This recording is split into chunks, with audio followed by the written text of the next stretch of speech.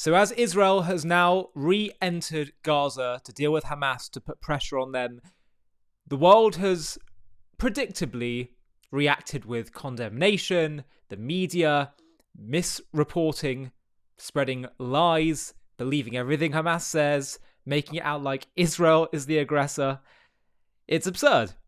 And more than that, we've even seen in America how when America has wanted, the Trump administration has wanted to deport a foreign student that has clear, explicit support and association with anti-American and anti-Semitic terrorism, you have people up in arms saying it's wrong, you can't do that. Douglas Murray, as always, is so clear and succinct in explaining what's going on. Here he is reacting to Israel's latest incursion back into Gaza, the world's response to it, and also the world's response to Khalil, not, the whole battle about whether he can be deported or not. Have a watch. I'm Douglas Murray. This is Direct Address. The war in Gaza has restarted, as you have probably learned from the incredibly unbiased headlines which have filled the world's media. The BBC decided to go with the headline, "Israel breaks ceasefire." The Guardian newspaper has gone with "Israel strikes that shattered ceasefire." The Washington Post has gone with "Israel breaks Gaza ceasefire," and CNN with "Gaza ceasefire shattered as Israel launches strikes." What all of these news media seem to have ignored is that it actually isn't Israel that has shattered the ceasefire this week. It's Hamas that has been shattering the ceasefire since the agreement to have the ceasefire was first signed. It's Hamas that has repeatedly broken all of the rules of this deal, not least in its obscene parades of Israeli hostages.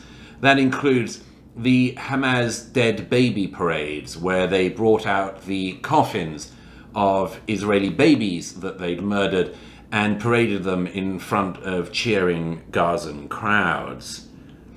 The Trump administration and its envoy to the region, Mr. Steve Witkoff, has said this week that there is a deal on the table, a ceasefire deal that's meant to hold, and that Israel has agreed to it, but it's Hamas that has rejected the deal.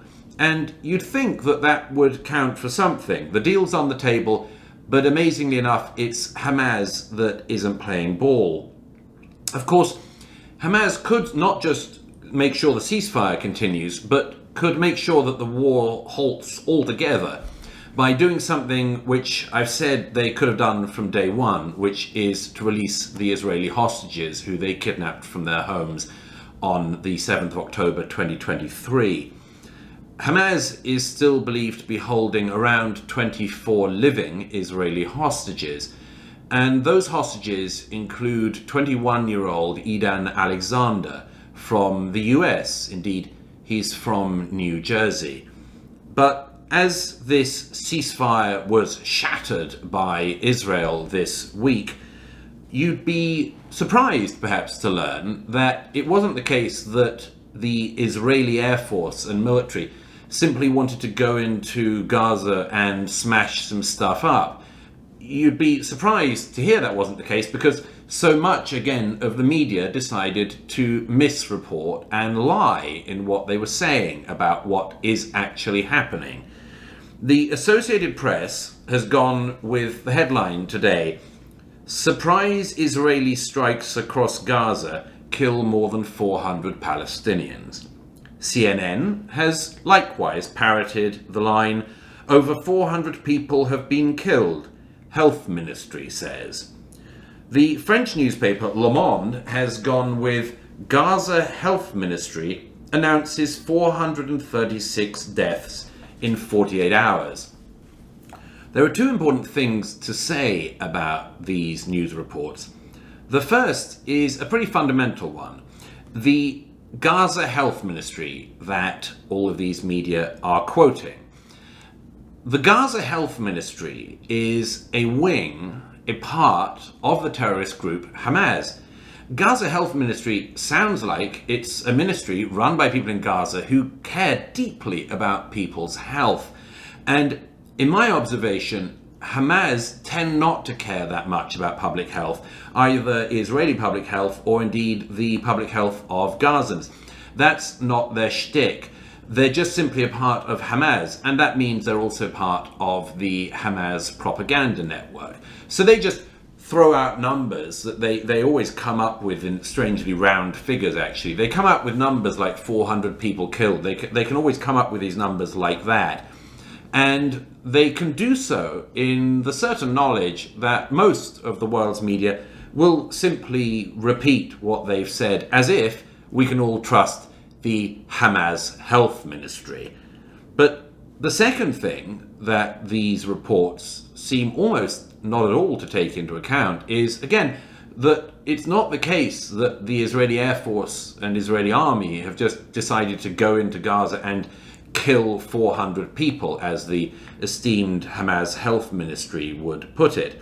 It's actually the case that the Israeli forces have gone after specific individuals, doubtless with some civilian casualties. Unfortunately, that is one of the things that happens when you have groups like Hamas that decide to use civilians, people that they are claiming to protect, as human shields and hide among them in civilian clothing. Two of the people who were targeted and indeed killed in these strikes, and were barely mentioned in media reports, were two men, one of whom was the Hamas putative prime minister in Gaza, which you'd think would warrant some comment, and the other was a fellow by the name of Abu Hamza, not one of the many Abu Hamzas we've had the joy of discovering and coming across in the last 25 years or so, but this one was an Abu Hamza who's described in some of the media that have bothered to report this story as the masked public face of Palestinian Islamic Jihad.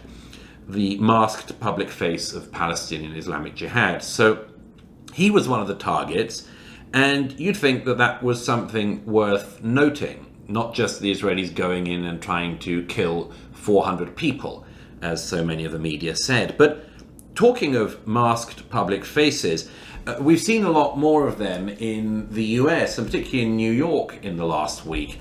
And that's because there's been a return of the masked public faces coming out in support of a fellow by the name of Mahmud Khalil.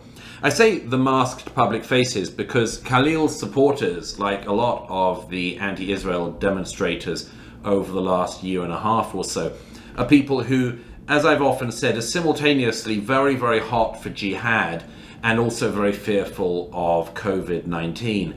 They cover most of the top of their face with their COVID masks, and the lower part, and sometimes a bit of the top part as well, with a hot keffiyeh. And by that means, they manage to kind of both be very, very brave and complete cowards, of course. However, this guy, Mahmoud Khalil, who they're all coming out in support of, is a 30-year-old. He was one of the instigators and organizers of the often violent and extremely racist protests at Columbia University since the 7th of October 2023. You might wonder what a 30-year-old's doing at Columbia University, and I've been wondering that a bit. It turns out, by the way, that this guy who was organizing these protests and leading them lived in Columbia University student accommodation, but was not actually a student. That's an odd thing in itself. Perhaps the American taxpayer that subsidizes Columbia might ask why they're paying for a foreign national to live in student accommodation at an American university. But park that for a side at the moment. The main reason why Mr. Khalil is in the news is because he was detained by the authorities in New York. He was removed to a detention facility in Louisiana. And that's because the Trump administration has decided that America doesn't really need to have a lot more foreign nationals in the US who are hot for jihad. And so they decided that America could do without him. However, there's been an enormous amount of objection to that. the objections to it have come from many quarters, but one of the most striking is from Mahmud Khalil, the 30-year-old non-student from Colombia's wife. She issued a statement to the media that's gone absolutely everywhere, in which she said, among other things, quote, "My husband was kidnapped from our home." Presumably that's the home on the student accommodation at Columbia University. "My husband was kidnapped from our home." She went on to say, "I demand his immediate release." And she went on to say, "Every day without him is filled with uncertainty." Now, from his detention facility in Louisiana, where he's got all of the legal help he could possibly ask for, Khalil himself just today issued a statement, which again has gone all across the world's media. He said, among other things, from Louisiana, from the hellhole of Louisiana, quote, "I wake to cold mornings and spend long days bearing witness to the quiet injustices underway in the United States of America." I find that very interesting because on Wednesday morning, a judge ruled against the US government's efforts to deport Khalil and has now referred his case through the court system to a federal court in New Jersey. And that kind of brings us full circle, doesn't it? Because if Mahmud Khalil's wife, his family, supporters, and others are concerned about people being kidnapped from their homes, if they're concerned to call for people's immediate release or are worried about families who are filled with uncertainty for their relatives, if they're worried, as Khalil himself has said, about people waking to cold mornings and bearing witness to injustices, then perhaps all of these folks could bear in mind 21-year-old Eden Alexander from New Jersey, because he's seen far more injustice, far more cold mornings, and far more coldness from the so-called social justice movements in the United States than Mahmud Khalil, who's cheered on the kidnappers of that young man from New Jersey. As always, Douglas shows incredible moral clarity, and it's just unbelievable. It is unbelievable the way in which Israel is doing, first of all, going above and beyond the norms and international practices of war. But then when she is doing stuff that are just basic things to protect her people, to deal with barbaric savages, and the world questions her. It's time that our sense of inferiority is completely discarded. It's understandable from 2,000 years of suffering and being treated as second-class citizens that we have this sense of inferiority, but it can't go on anymore. We shouldn't need people like Douglas Murray to state these obvious facts. And in the future, I think people will look at this and think, how could we not realize everything that Douglas was saying earlier? How did we have a world in which so many of these things seemed unclear? We just need to rediscover our strength and our conviction and our sense of morality.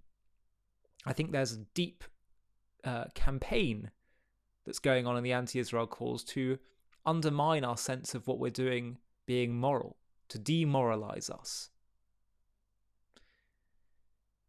We need to develop a strong sense of everything we're doing, from our very presence in the land of Israel to the wars that we're fighting and to everything that we do in that war. We need to develop a strong sense that it is utterly just and we have no one to apologize to or justify what we're doing to. Hi, thank you so much for watching. To watch another one, click here. To stay up to date with all our content, click here to subscribe. And if you're able to, you can help support JTV to grow and grow by clicking join below this video, where you can become a member and get perks including early access to videos and private live discussions with me. But most of all, you'll be partnering with us on our mission to change the world.